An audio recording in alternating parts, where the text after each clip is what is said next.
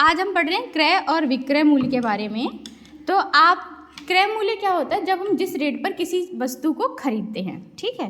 और विक्रय मूल्य क्या होता है? जिस मूल्य पर हम किसी वस्तु को किसी को बेचते हैं, ठीक है। तो खरीदने वाले मूल्य को हम कह देते हैं क्रय मूल्य, और जो बेचने वाला मूल्य होता है उसे हम क्या कह देते हैं? विक्रय मूल्य, ठीक है। अच्छा, अब मान लो जैसे हमने कोई भी चीज़ खरीदी और बेची, इसमें हम कुछ फ़ायदा नुकसान तो होगा ना। दुकानदार क्या करते हैं? सस्ते में खरीदते हैं, महंगे में बेचते हैं, है ना। तो जब हमारा क्रय मूल्य जो है वो हमारा कम होगा, खरीदने वाला रेट कम होगा, सस्ते में खरीदेंगे और ज़्यादा में बेचेंगे, विक्रय मूल्य जब ज़्यादा होगा तो हमें क्या होगा? तब हमें क्या होगा? जब हम सस्ते में खरीदेंगे और महंगे में बेचेंगे तब क्या होगा? लाभ होगा। क्या होगा?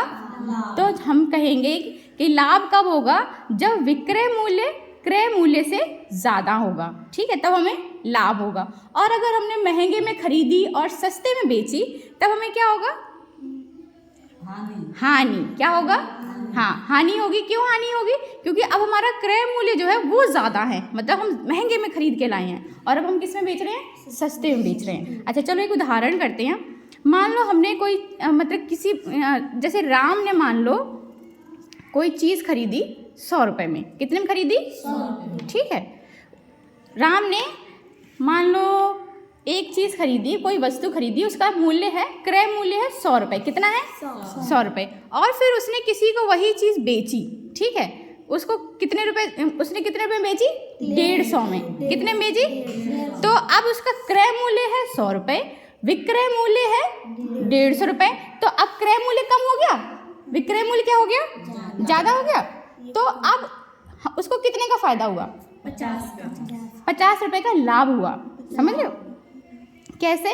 उसने 100 में खरीदी और 150 में बेची तो उसे 50 रुपये का फायदा हुआ। कब फायदा हुआ? जब उसका विक्रय मूल्य जो है वो ज़्यादा है और क्रय मूल्य जो है वो कम है। समझ गए? अगर आप मान लो एक और उदाहरण करते हैं। मान लो उसने राम ने मान लो कोई चीज़ खरीदी है 300 रुपये में, ठीक है। 300 मान लो 350 रुपये में खरीदी है। कितने में खरीदी है? 350, ठीक है। और उसने 350 दे दिए, खरीदने का ये रेट हो गया, ठीक है। और मान लो उसने बेची कितने में? 300 रुपये में। कितने में बेची? अब आपको पता चल रहा है कि कौन सा मूल्य ज़्यादा है? विक्रय मूल्य ज़्यादा है? विक्रय मूल्य ज़्यादा है कि क्रय मूल्य ज़्यादा है? क्रय मूल्य ज़्यादा है। तो क्रय मूल्य जब ज़्यादा होगा और विक्रय मूल्य कम होगा तो हमें क्या होगी? क्या होगी? हानि होगी। कितने रुपए की हानि हुई हमें? 50। शाबाश, समझ आ गया आपको? Very good.